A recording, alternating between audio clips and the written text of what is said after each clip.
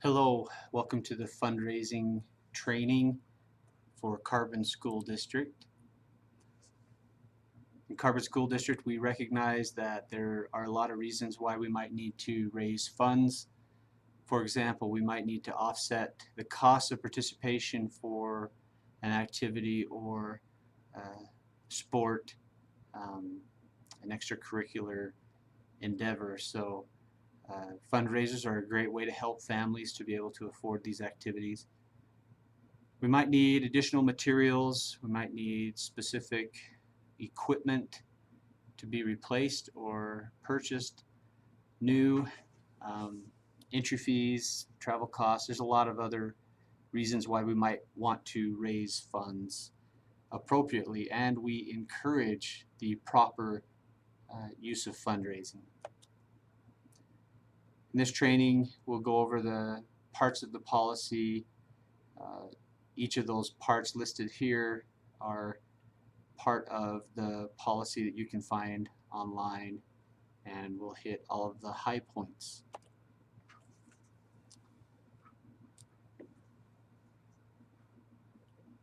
We need to make sure that the funds raised from fundraising will not directly or indirectly compensate any individual teacher or personnel. Never should fundraising be done in a way that it profits monetarily, financially, the individuals who are conducting the fundraising as far as their personal bank accounts. All funds must be used solely for the prior approved purpose. So if you approve fundraising for one purpose, you can't use the funds for some other reason.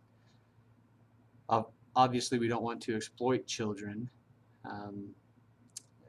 as in slave labor type of situation.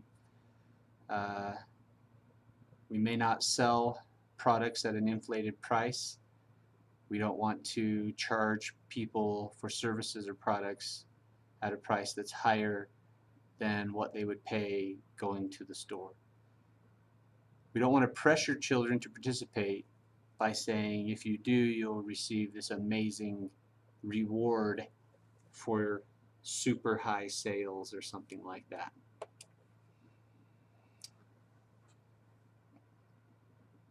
When a fundraiser is needed, there must be an application made. It's easy to find the fundraising request.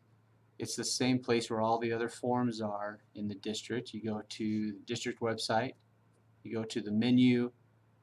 Under Business and Finance, at the bottom there's a link to access business office forms. You click there, and at the very bottom of the page is the fundraising request form. It looks like this, image to the right, and you're going to need some information to fill that out. You're going to need to know the purpose, how you're going to raise the funds, the dates involved, the people involved, and what the funds will be used for. You need to fill that out. You'll submit it, and then a principal will recommend it or not. If the principal does recommend, then the superintendent will have the option to approve or not approve.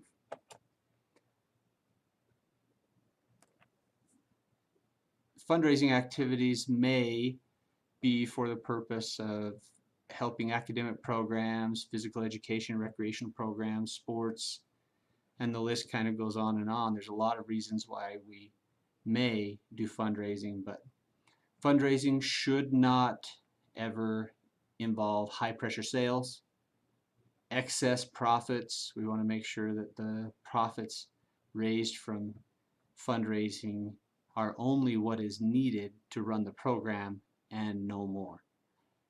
We want to make sure we don't expose anyone to any risk of injury. We want to make sure we don't expose the district to the risk of a financial loss if we invest a whole bunch of money into a fundraiser and then we don't make that money back. We want to make sure that doesn't happen. The violation of law or district policy, obviously, we want to avoid that. No door-to-door solicitation, explicitly forbidden in the policy. We don't want fundraising to conflict with other educational purposes, and we need to make sure that we aren't doing all the work for a charitable organization. Our fundraising ought to be to help our programs and not to assist other charity organizations. We also cannot impose a sales quota or anything like a sales quota on the students participating. When we're handling the money, we need to make sure that we're following all the policies that deal with receipting and disbursement. We need to make sure that when we're accounting for those funds, that we keep a record. There needs to be a record of who is contributing, and we also need participation logs for the students so that we know who's participating, so that you know who's participating and who ought to have credit for that. Also, if there are any financial or controlling interests, in other words, if an employee somehow is benefiting in some way, you know, you have a side business and you're using that side business to help with the fundraiser, all of that needs to be disclosed up front and clear. Records are open to parents, students, and donors. We need to understand that if anyone really asks for the records, they're going to be provided. So they need to be accurate and clear. At least 2 people need to be involved in receiving and accounting for the cash.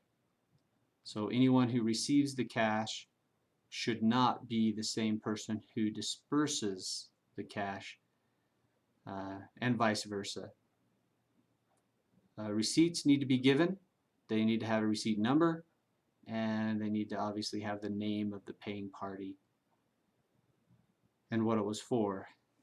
There needs to be a daily reconciliation of all transactions.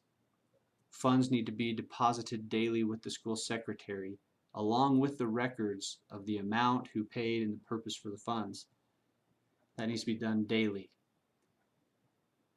No funds shall be kept in desks or filing cabinets or anywhere after the close of the school day. All of that needs to be in the office.